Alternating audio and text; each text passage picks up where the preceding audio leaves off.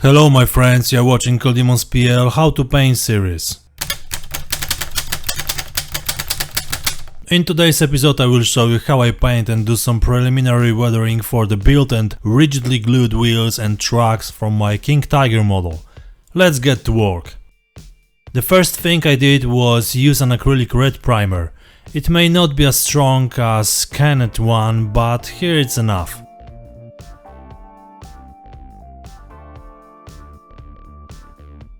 Now a sand color identical to the rest of the vehicle. Two thin layers did the job. Even if you see the color of the undercoat here and there, I don't care at all.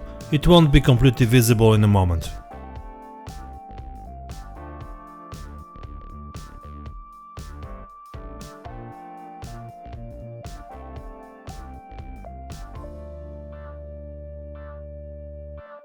The color of the tracks is exactly the same as spare links on the turret.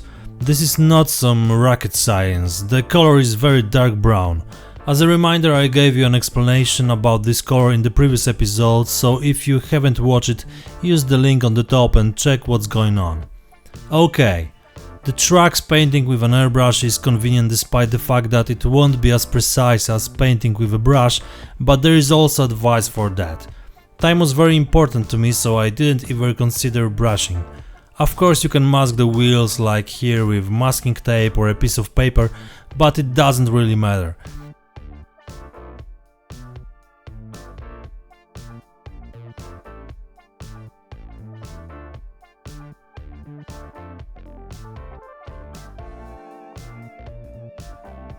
It's enough to paint the wheels again with an old brush, covering the places where the dark paint appeared after airbrush painting.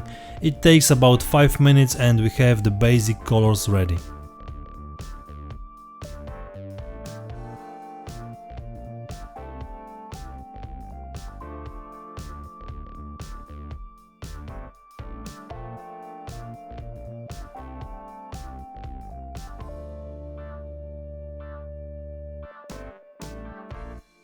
In a moment white winter camo will appear on the wheels, but before I apply them, first I will spray easy chipping medium, the same as before on the model's hull. After drying I mask the tracks as not to repeat the painting and quickly covered the wheels with XF2.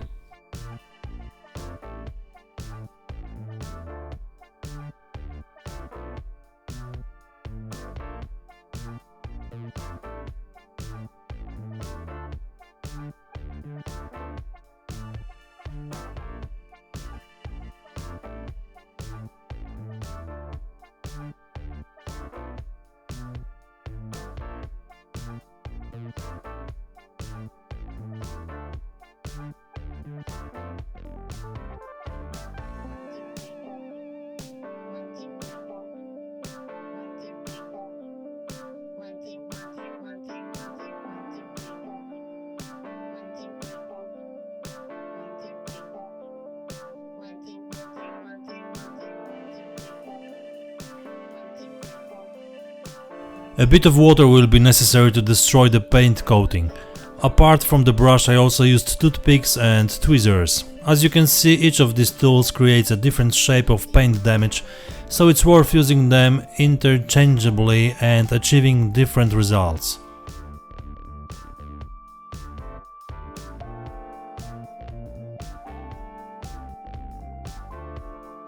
Now it's a good time to mention my patrons who joined the coldemonspl team. Thank you guys so much for supporting creators like myself. If you also want to be my patron, check what benefits you can have when support coldemonspl. You can find the link in the description and at the end of this video. Don't waste your time and join the team.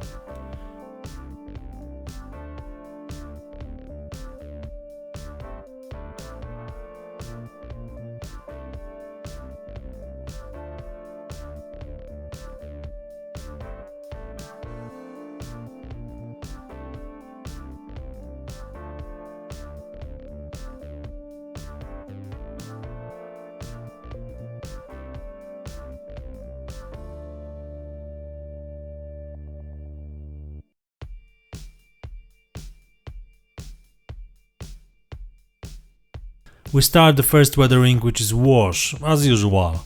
Dark brown was very perfect for this task. As you can see, it spreads perfectly over the surface even though there is no glossy varnish there. The work is easy and pleasant, and you can immediately see that the whole element is gaining depth and more 3D.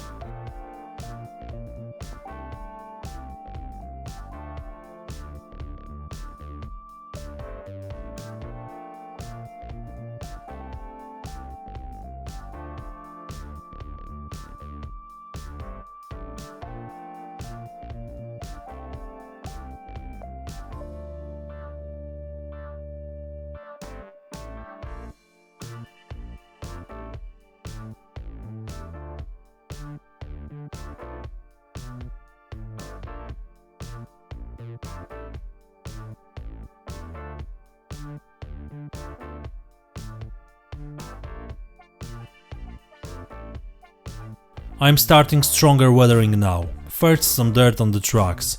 Weathering paint seems to be perfect for this. I applied 2 layers of undiluted paint on the entire tracks. At first it may seem that there is a lot of paint here, but once it is dry it won't be as visible. It can be said that it's such a thick color filter. I do the same with the wheels on both sides.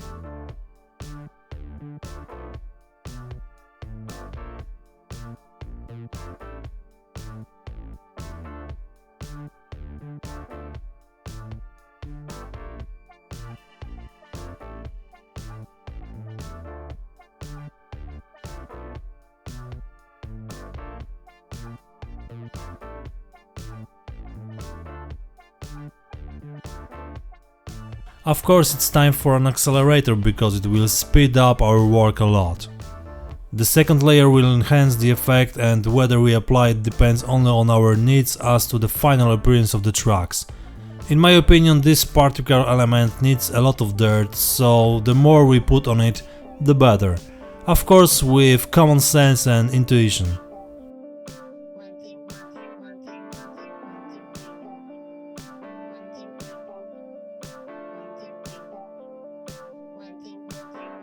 Damp earth is putting on an outer edges of tracks to make an imitation of dried mud.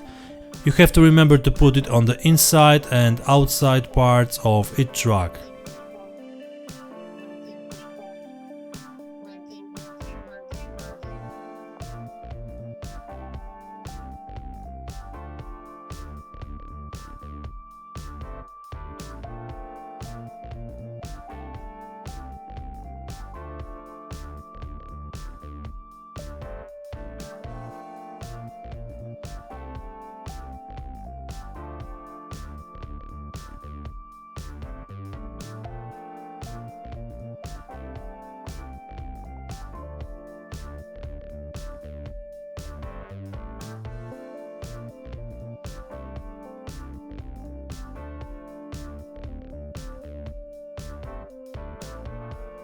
Now for something heavier and darker.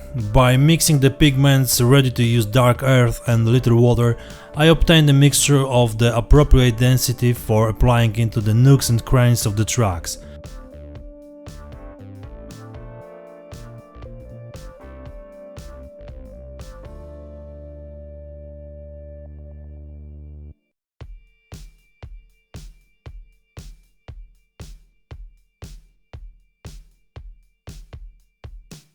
I tried to insert it into the middle part of each link. Of course, on the edges I also added a bit of care to make the whole look realistic.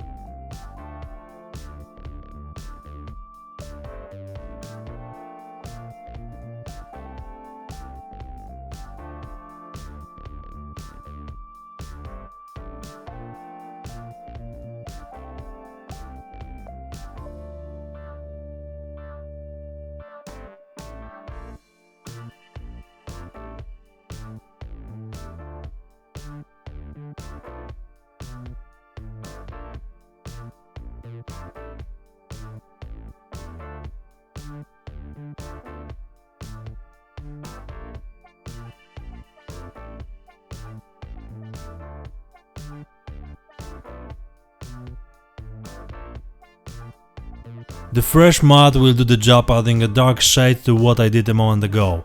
Here I just put it on to the middle fragments of the tracks.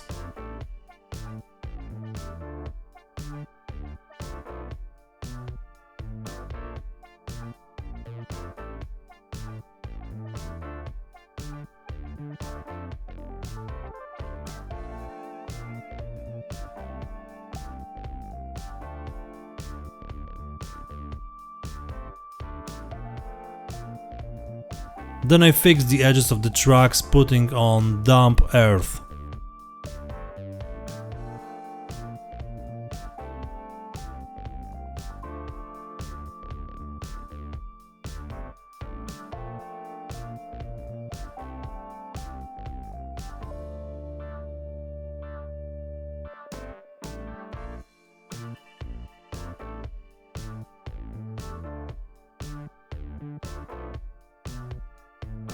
Once it's dry, I can begin to make metallic abrasions from the rolling wheels. This time I decided to do everything with pencils. Unfortunately, in the case of chassis like this one, it's difficult to get to all places. This requires more manipulation when drawing than when all the elements are separate. Well, but you have to do it somehow. For this I use different thicknesses of pencils and different softnesses. The soft ones are used to polish the tracks inside and outside, hard pencils to make metallic abrasions on wheels and bolts.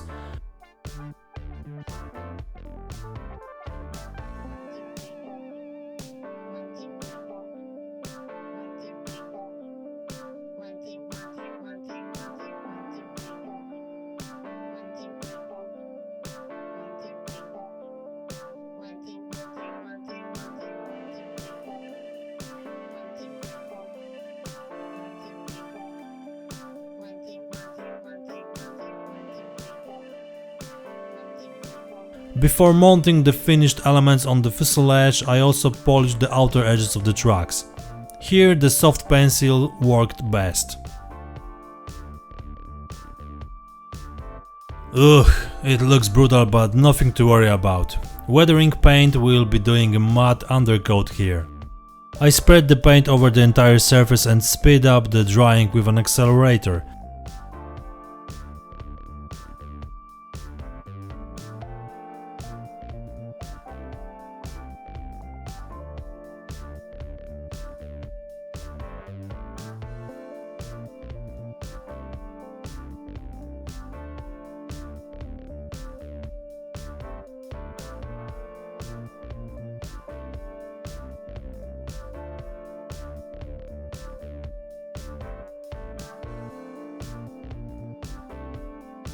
And now mud. You will see very little of it, but you have to put it on. All this to make the model looks realistic.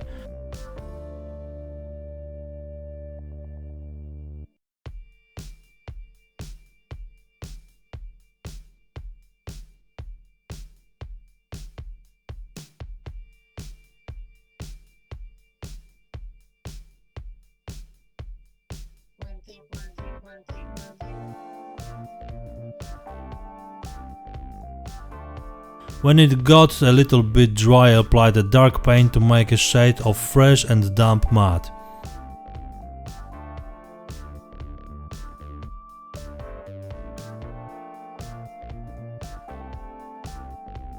And accelerator again.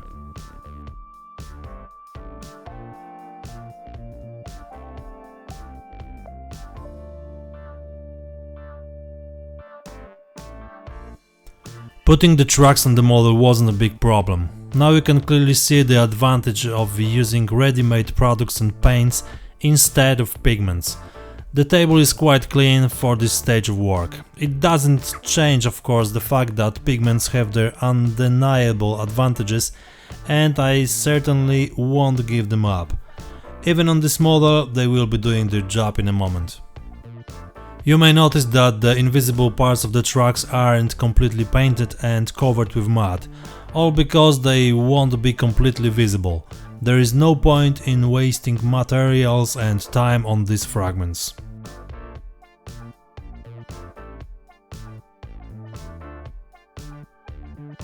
It's not necessary to get a little dirty fuselage and fenders before further work, but I had some muddy mass left, so I didn't want to lose it.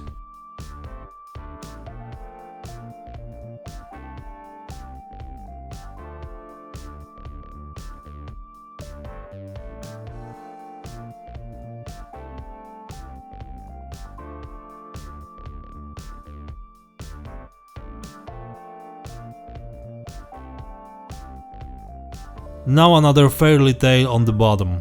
Here I decided to do the heavy weathering with a lot of mud. Note the large amount at the edges and in the recesses.